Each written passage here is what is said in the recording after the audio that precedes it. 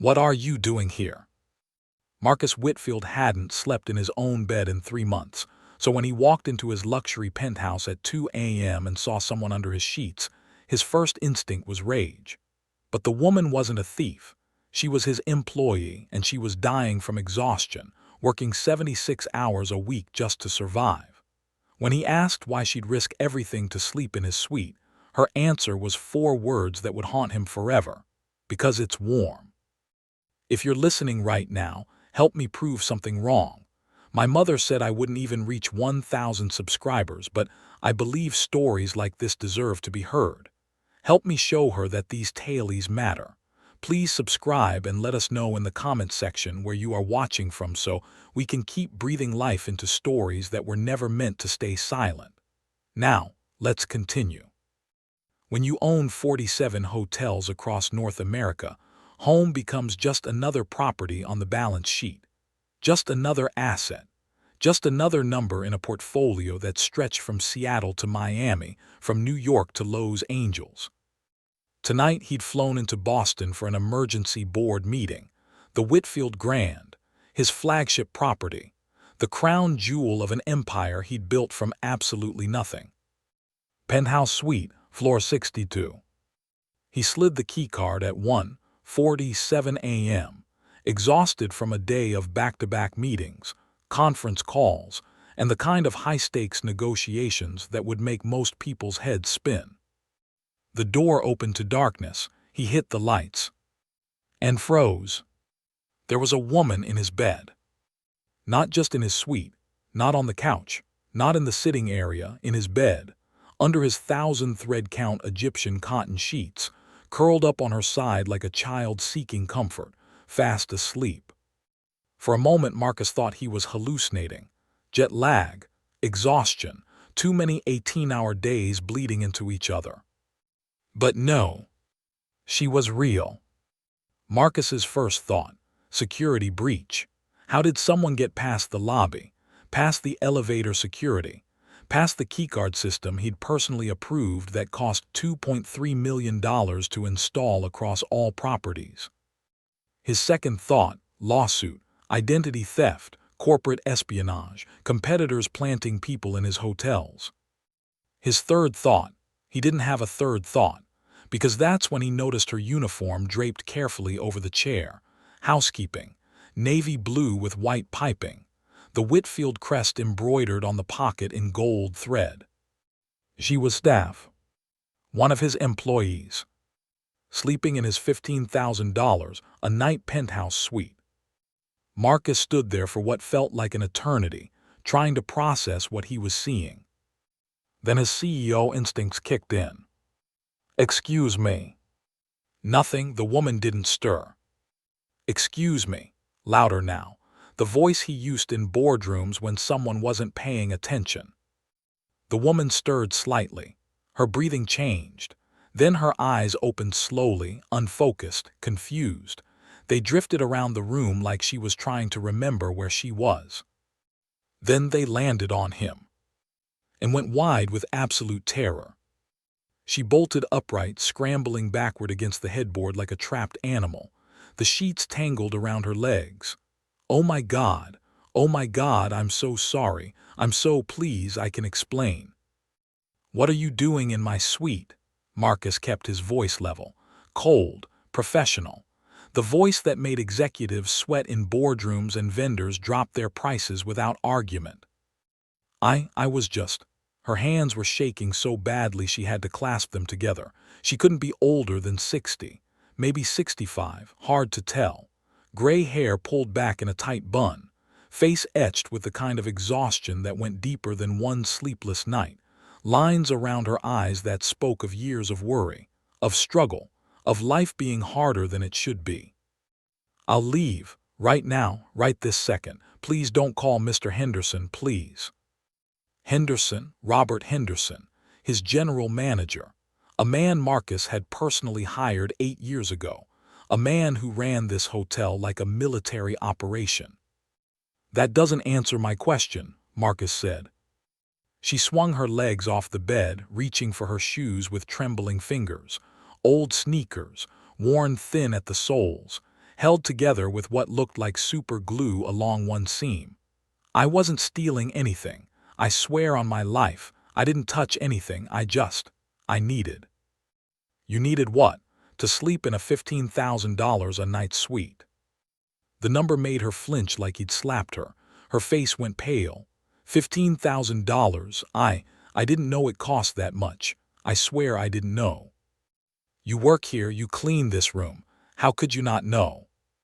I've only been here 2 weeks. I'm still learning the different floors, the different room levels. I just knew this one was empty and she stopped herself like she'd already said too much. Marcus watched her stuff her feet into those worn sneakers. No socks. In January, in Boston, when it was 9 degrees outside and the wind off the harbor could cut through 3 layers of clothing. Something in his chest tightened, an unfamiliar feeling, something he hadn't felt in years. Empathy. Stop, he said. She froze, one shoe on, one shoe off. Sit down. Sir, I really should. Sit down. She sat, perched on the very edge of the bed like she might need to run at any second, like a rabbit ready to bolt from a predator. Marcus pulled the desk chair around, positioned it a few feet away and sat facing her, close enough to talk, far enough not to be threatening. What's your name? Diane Carlson. How old are you, Diane? 62. How long have you been in housekeeping? This is my first hotel job. I worked in offices before, administrative work, filing, data entry, but those jobs, they went away, automated, outsourced, so I had to find something else. Marcus nodded slowly. He'd seen the reports, knew the statistics, knew how many middle-aged workers were being pushed out of traditional office roles and into service industry positions that paid half as much. Diane, I'm going to ask you one more time, and I want the truth, the real truth. Why were you sleeping in my suite? She looked down at her hands, rough hands, red from chemicals, from years of work. The silence stretched between them like a physical thing. Marcus waited. He'd learned patience in business negotiations. Sometimes silence was more powerful than any question. Then so quietly he almost didn't hear it, because it's warm. 4 words. 4 simple words that landed like a physical punch to his gut. What? Diane looked up at him, eyes red-rimmed, exhausted beyond measure. My apartment. The heating broke 3 days ago. Building's old, from the 1960s. Landlord says he'll fix it when he fixes it. Says he's got 5 other buildings with the same problem. I've been sleeping in my car, but tonight, her voice cracked. Tonight it's 9 degrees out. Weather app said it might hit 5 degrees by morning. Wind chill below 0. And I just wanted to be warm for one night. Just one night where I wasn't shivering, where I wasn't scared I might not wake up. Marcus stared at her, actually stared. This woman was sleeping in her car, in January, in Boston, while working at his hotel. I wasn't going to steal anything, she continued, words tumbling out now like water from a broken dam. I swear to God I wasn't. I changed the sheets after I got in. I was going to change them again before I left, before anyone came in for morning service. No one would have known. I've been doing the overnight shift, 6 p.m. to 6 a.m., and this suite's been empty for 3 weeks straight. I checked the reservation system. It wasn't booked, and I thought just one night. Just one warm night, then I'd never do it again. She was crying now, silently, tears tracking down weathered cheeks. She didn't wipe them away, just let them fall. You're working overnight, then sleeping in your car during the day? Marcus asked. Sometimes, when I can. I sleep in the break room sometimes too, when no one's looking. Just an hour or 2 in the afternoon, just enough to function. How many hours a week are you working? Here, 40, sometimes 45 if someone calls out sick. And you have other jobs? Her jaw tightened. That's personal. You're sleeping in my bed, Diane. I think we're well past personal. Another long silence. Marcus could hear the heating system humming, the faint sound of traffic far below, the clock on the nightstand ticking. Then my husband has Alzheimer's, early onset, diagnosed at 56. He's 58 now. We had good insurance through my old job, really good insurance. But when I lost that job, we lost the insurance. I tried to get him on Medicaid, but we had too many assets. Our house, our savings, we had to spend it all down first. Drain everything. She paused, fighting for composure.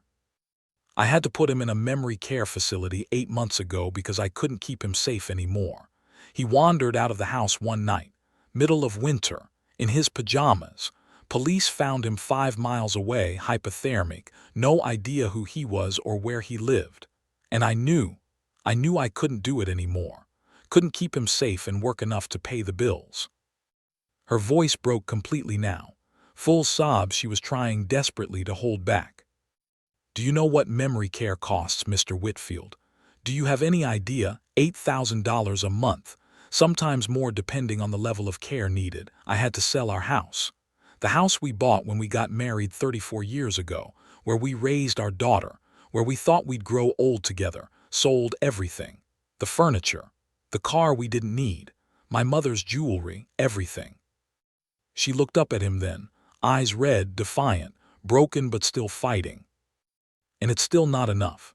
I work here nights, 40 hours a week at $16.50 an hour. I clean offices during the day, 20 hours a week at $15 an hour. I do weekend shifts at a grocery store, another 16 hours at $14.50. And after taxes, after rent on my crappy apartment with no heat, after gas, after food, I have maybe $200 left each month toward his care. Maybe.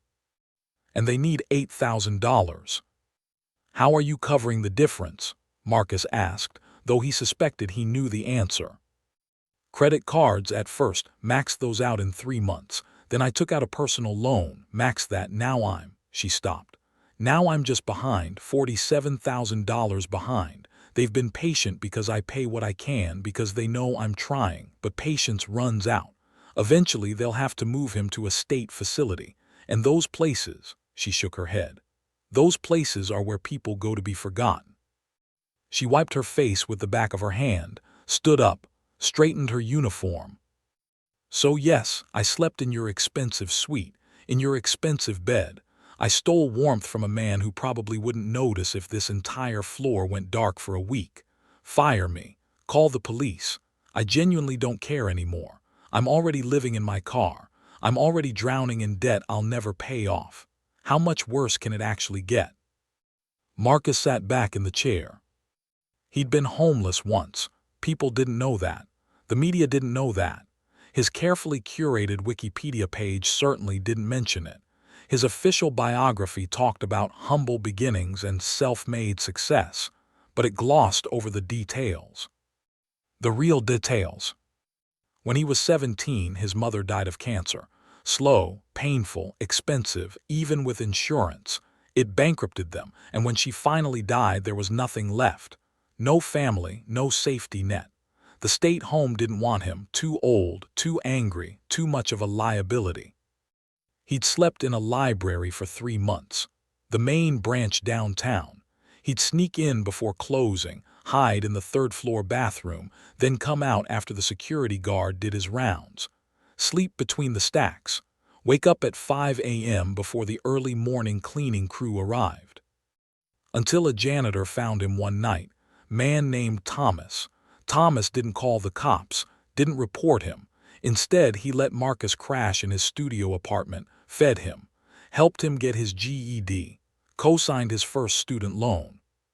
Thomas died of a heart attack 6 years later, right before Marcus's first hotel opened. Never got to see what his kindness had created. Marcus looked at Diane Carlson, really looked at her, saw past the uniform, past the tears, saw a woman who was doing everything humanly possible and still losing, who worked 76 hours a week and still couldn't afford to keep her husband safe. The system was broken, he knew that, but knowing it and seeing it in front of you were two different things. "You're not fired," he said quietly. Diane blinked. "What?" "And you're not sleeping in your car. Not tonight, not any night." "Sir, I can't." How much do you make here, exactly? $16.50 an hour. $16.50. He spent more than that on a single cup of coffee at the hotel's restaurant. Here's what's going to happen, Marcus said, his mind already working through the logistics.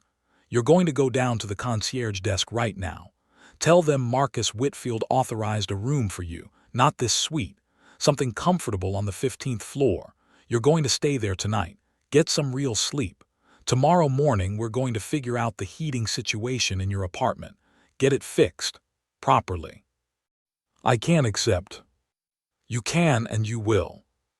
Why? The question came out sharp, suspicious, like she'd learned through hard experience that nothing in life was free. Why would you do this? What do you want from me? Good question, fair question. Marcus was quiet for a long moment. Then, because someone helped me once, when I had nothing, when I was sleeping in a library and stealing food from convenience stores. A janitor named Thomas who had no reason to care about some angry kid, but he did anyway. And I swore, I made a promise to myself, that if I ever had the chance, if I ever had the resources, I'd pay it forward. He stood up, looked Diane directly in the eyes. You remind me of him, working yourself to death for someone you love, not asking for anything, just trying to survive. Diane's face crumpled. I don't know what to say. Say you'll go get some sleep. She nodded, started toward the door, then turned back. Mr. Whitfield. Marcus, just Marcus. Marcus, thank you. After she left, Marcus stood in the empty suite for a long time. Then he pulled out his phone and started making calls. Marcus didn't sleep that night. He sat in the suite, laptop open, pulling up everything he could find on Diane Carlson. Employee file, background check, credit report.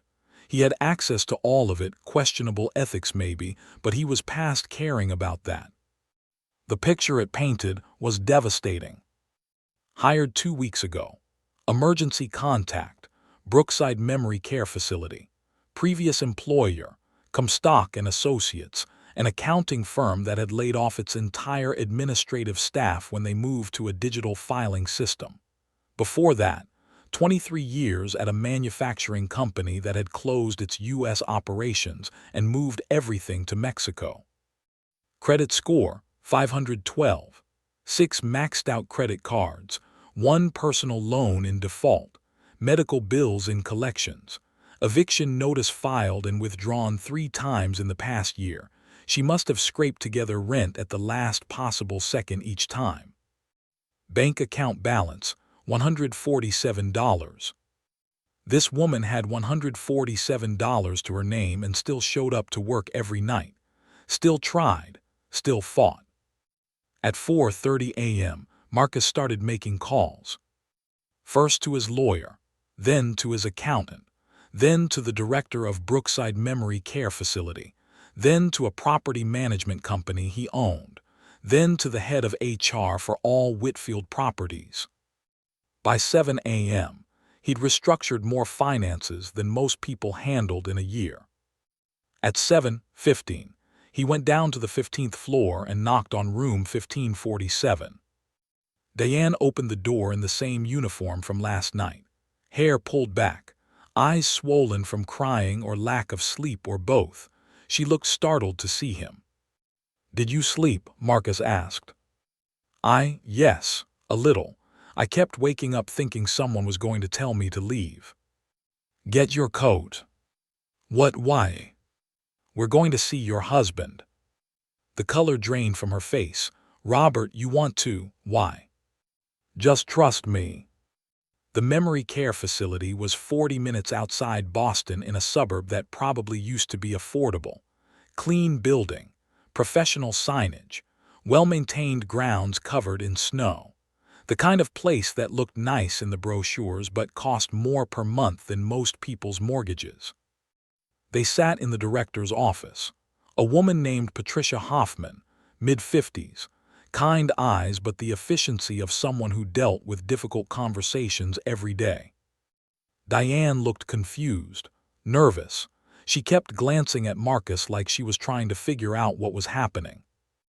Mrs. Carlson, Patricia began, folding her hands on the desk. Mr. Whitfield contacted me early this morning with some unexpected news. What kind of news?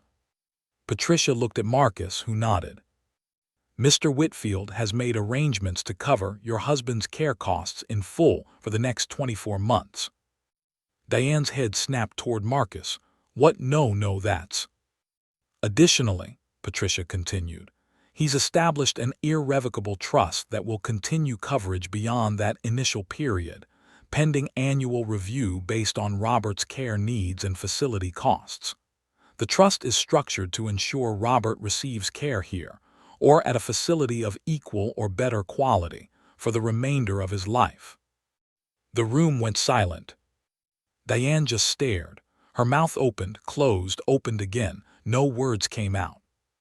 The outstanding balance on your account, $47,392, has been paid in full as of this morning. Patricia added gently, You don't owe us anything, Mrs. Carlson. I don't understand. Diane's voice was barely a whisper. Marcus leaned forward. Your husband's care is paid for, all of it. You don't have to work 3 jobs anymore. You don't have to choose between eating and making a payment. You don't have to sleep in your car or steal warmth from hotel suites. Why? Tears were streaming down her face now. You don't even know me. You don't know Robert. Why would you? How can you just? Because I can, Marcus said simply. Because I have more money than I could spend in 10 lifetimes, and you're literally killing yourself trying to care for someone you love. That's not a complicated equation, Diane. People don't just do this. People don't just. She couldn't finish the sentence. Her whole body was shaking. I did, it's done. I can't accept this. It's too much. You already have accepted it. The trust is irrevocable. You couldn't undo it if you tried. She put her face in her hands and sobbed. Not quiet tears. Full, body-shaking sobs. Years of stress and fear and exhaustion pouring out all at once. Patricia quietly pushed a box of tissues across the desk. Marcus looked away, gave her privacy, stared at a watercolor painting on the wall, a lighthouse, waves crashing, and wondered when he'd last cried. Years, maybe decades. After a long moment, Diane spoke through her tears, voice muffled. Is there a condition, something you want from me? Yes, Marcus said. There it was. Diane's face hardened. Even through the tears, there was steel underneath. A woman who'd learned to expect catches, hidden costs, nothing really free. What? She asked. You quit the grocery store job. You quit the office cleaning job. You keep the hotel position if you want it, but only if you want it. No more overnight shifts unless you specifically request them. You get a real apartment with heat that works, and you come visit your husband during the day when you're not exhausted and broken, when you can actually be present with him. Diane stared at him. That's it. That's it. You're giving me my life back, and all you want is for me to live it. Yes. Diane Carlson, 62-year-old housekeeping staff, mother, wife, put her face in her hands again and sobbed harder. Marcus caught Patricia's eye. The director was wiping her own tears away discreetly. After several minutes, Diane looked up, face red and blotchy, eyes swollen. Can I see him? Can I see Robert right now? That's why we're here, Marcus said softly. Robert Carlson sat by a window in the common room. Gray hair, still handsome in that weathered way some men age, staring out at the snow-covered grounds, somewhere else entirely, somewhere in his mind that no one else could reach. Diane approached slowly. Marcus hung back, giving them space. She sat in the chair beside Robert's, took his hand gently. Hi, baby, she whispered. Robert turned, looked at her, really looked, but there was no recognition in his eyes, no spark of memory. It's me, it's Diane, your wife. Nothing. But then, Robert's gaze drifted to her hair. Your hair is pretty, he said softly, like a child noticing something for the first time. Diane's breath caught. Her free hand went to her mouth. You always said that. Every morning for 34 years. You'd watch me brush my hair and say it was pretty. Did I? Robert asked, innocent, curious. Every single day. Robert smiled, a child's smile, innocent, lost in a world that made sense only to him. Diane squeezed his hand and cried quietly, but these tears were different, not tears of desperation, something else. Relief maybe, gratitude, the ability to be here in this moment, not worrying about the bill or the next shift or where she'd sleep tonight. Marcus stood in the doorway watching, feeling something crack open in his chest that he'd kept sealed and locked for years, something he'd walled off after his mother died, after his daughter stopped speaking to him, after his wife passed. This is what money was supposed to do. Not build bigger hotels, not acquire more properties, not increase quarterly profits. Letting someone love the person they're losing, without also losing themselves in the process. They drove back to Boston in Marcus's car, a Mercedes he barely drove, one of 6 cars he owned. Diane sat in the passenger seat, staring out the window, not speaking, processing. The silence wasn't uncomfortable. It was the silence of 2 people who'd been through something profound and didn't need to fill the space with words. When they reached the hotel, Marcus pulled up to the valet station, put the car in park. Diane turned to him. I need to know something.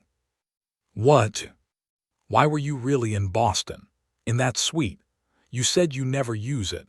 You said you've been traveling constantly. So why come here to this specific hotel at 1:47 in the morning? Smart woman, she'd caught that detail. Marcus gripped the steering wheel, stared straight ahead. My daughter's getting married next month, he said finally. That's wonderful. She didn't invite me. The words hung in the air like fog. Diane's face softened. Oh, Marcus. I haven't spoken to her in 4 years, since her mother, my wife, died. We had a fight, a bad one, at the funeral, if you can believe that, about the arrangements, about money, about how I'd worked through Rachel's last 6 months, how I'd missed hospice visits because of conference calls, how I'd checked my phone during our last conversation. His voice cracked. She said I loved my hotels more than I loved them, that I'd chosen my empire over my family. What did you say? Nothing. I had no defense, because she wasn't wrong. Diane was quiet. The suite, Marcus continued. I bought it 3 years ago, paid cash, made sure it was never available for rent. You know why? Why? Because it has a view of her apartment, 6 blocks away, 23rd floor, corner unit with the balcony. I can see her windows from the bedroom. He laughed bitterly. I'm a billionaire and I bought a hotel suite just so I can stand in it and look at my daughter's windows, wonder if she's home, if she's happy, if she's okay, if she even thinks about me. Have you tried calling her? 273 times. I counted. She blocked my number after the first 90. Letters. Returned unopened. Email. Filtered to spam, I assume. Never any response. Diane reached over, took his hand, her rough, work-worn hand holding his. 2 strangers, 2 people drowning in different oceans, connected by loneliness. Call her, Diane said quietly. She won't answer. Try anyway, show up anyway, because Marcus. Her voice got thick with emotion. One day she might not remember you at all. One day you might sit next to her and she might look at you with empty eyes and not know your name. And you'll wish, God, you'll wish, that you tried harder while you still could, while she could still choose to forgive you. The weight of those words settled over him like snow. Marcus looked at this woman, this near stranger who'd been sleeping in his bed less than 12 hours ago, and realized she'd just given him something worth more than all his hotels combined. Perspective. Truth. Hope. Marcus stood outside a small church in Cambridge. Historic, beautiful, the kind of place people wait years to book for weddings. His hands were shaking. Inside, music played. His daughter's wedding, starting in 15 minutes. He hadn't been invited. He'd hired a private investigator to even find out where it was happening. Felt disgusting doing it, but he'd done it anyway. The February wind cut through his suit jacket. He should have worn a coat, should have stayed in the car, should have respected Sarah's wishes and stayed away. But Diane's words kept echoing in his head. Try anyway. Show up anyway. The door opened. A bridesmaid stepped out, probably looking for a late guest. She saw him and froze. Mr. Whitfield. She knew who he was. Sarah must have shown pictures, warned people. Marcus's voice came out rough. I wanted to see her just for a moment. I won't make a scene. I won't interrupt. I'll stay in the back. She doesn't even have to know I'm here. The bridesmaid looked torn. Sir, she specifically said. I know what she said. I know I'm not wanted, but she's my daughter, and I've missed 4 years. I can't miss this too. The bridesmaid bit her lip. Then, wait here. She disappeared inside. Marcus waited, 30 seconds, a minute, 2 minutes. Considered leaving, getting back in his car, respecting boundaries, being the bigger person. Then she appeared. Sarah. His daughter. In a wedding dress. Simple, elegant, lace sleeves, her mother's pearl necklace, more beautiful than he remembered. 29 years old now, a woman, not the girl he'd left behind. Her eyes were hard. What are you doing here? I'm sorry, Marcus said, the words he should have said 4 years ago. I'm so sorry, Sarah. You were right. About everything. I chose work over family. I chose money over you and your mother. I checked my phone while she was dying. I missed her last words because I was on a conference call about a property acquisition in Dallas. His voice broke completely. I can't change the past. I can't bring her back. I can't give you back the father you deserved. But I'm here now. And I know I don't deserve it. I know I have no right to ask. But I'm asking anyway. Please, please, Sarah, let me be your father again. Sarah's jaw trembled. Tears threatened her makeup. You think you can just show up and... No, I don't think that. I think I ruined everything. I think I'm 4 years too late. I think you have every reason to hate me. He took a shaky breath. But someone recently taught me that you have to try anyway, even when it seems hopeless. Especially then. That showing up matters. That choosing people matters. Even when you don't know if they'll choose you back. Someone. A maid I met. A woman named Diane, who loves her husband so much she was sleeping in cars and hotel rooms just to keep him cared for, who worked herself to exhaustion for someone who doesn't even remember her name most days. She reminded me what love actually looks like, what it means to show up, what it costs. Sarah wiped her eyes carefully, trying not to ruin her makeup. Her hands were shaking. You're serious? I've never been more serious about anything in my life. I sold 3 properties last week. I'm restructuring the entire company, hiring a CEO to run day-to-day operations. I bought a house 10 minutes from your apartment. I'm done choosing work over people. I'm done being that man. A long, terrible silence. The music inside changed. Processional starting soon. There's an empty seat, Sarah said finally, voice barely above a whisper. 3rd row, father of the bride section. James's dad saved it just in case. Marcus's heart stopped. Sarah. Don't make me regret this, Dad. Dad. She'd called him Dad. I won't, I swear to God I won't. She turned and walked back inside, paused at the door, looked back.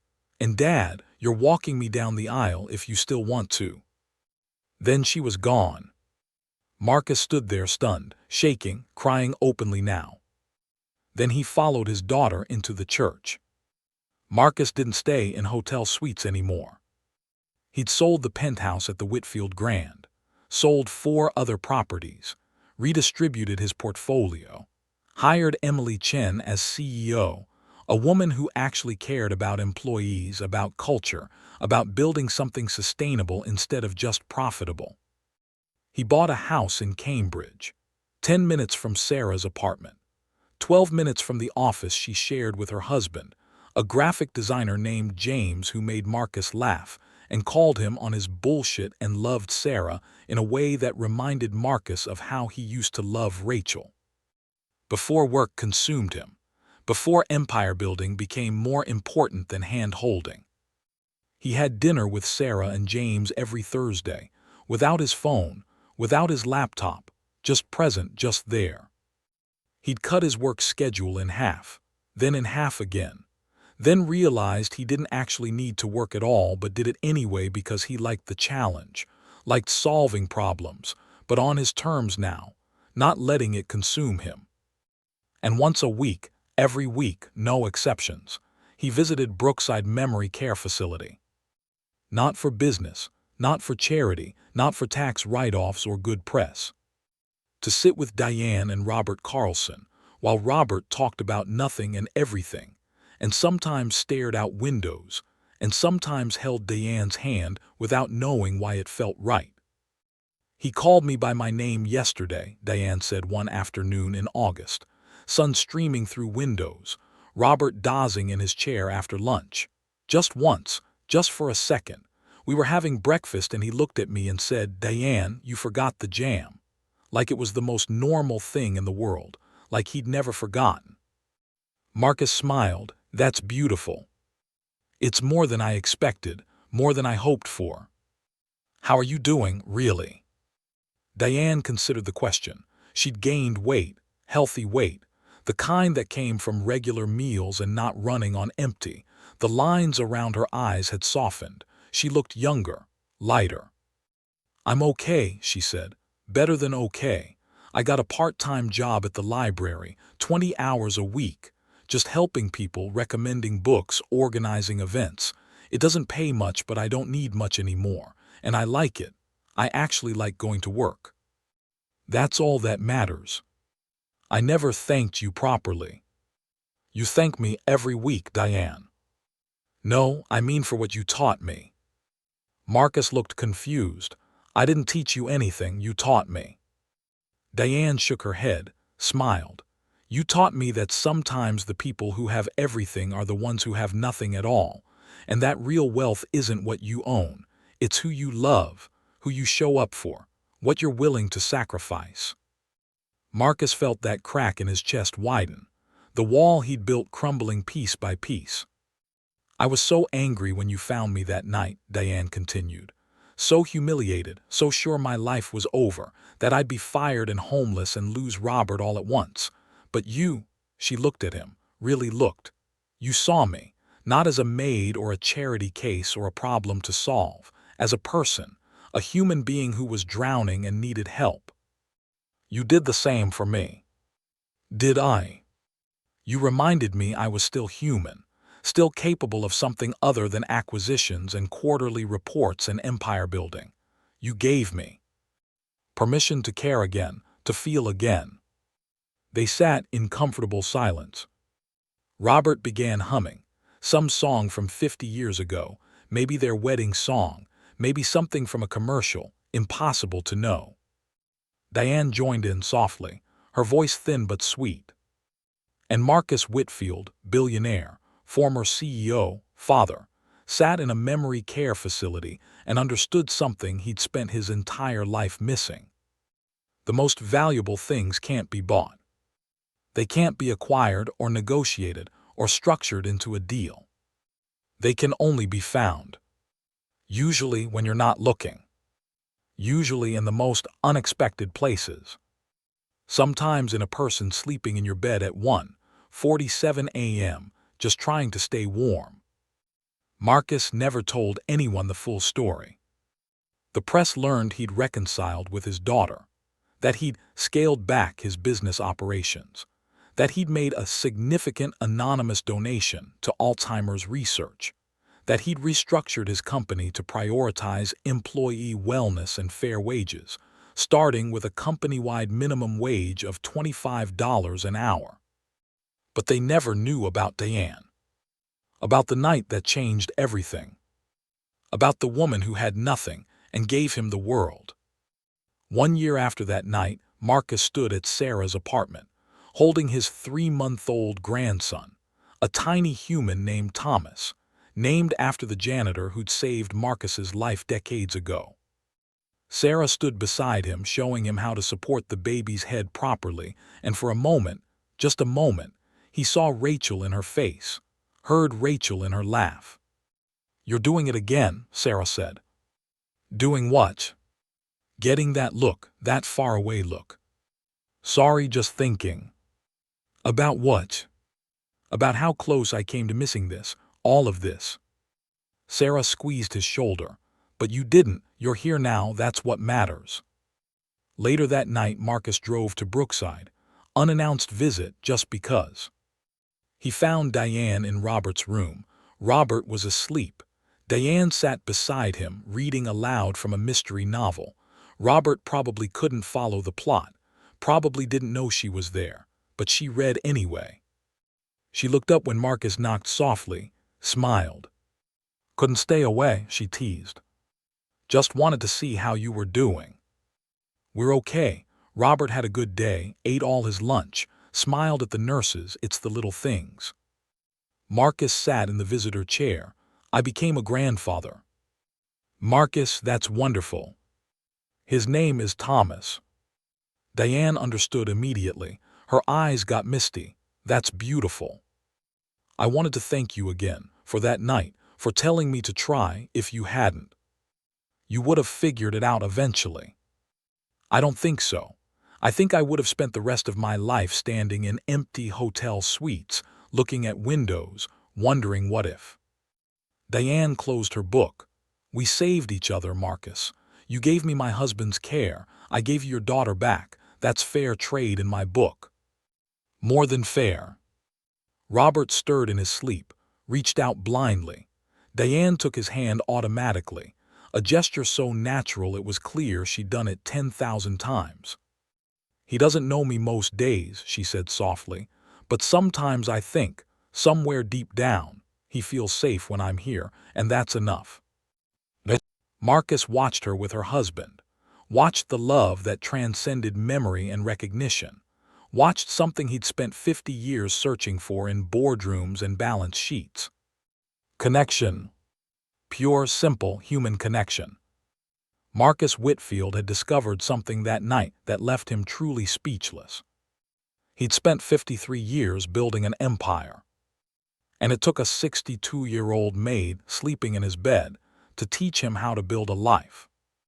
Not just a life of success, but a life of meaning.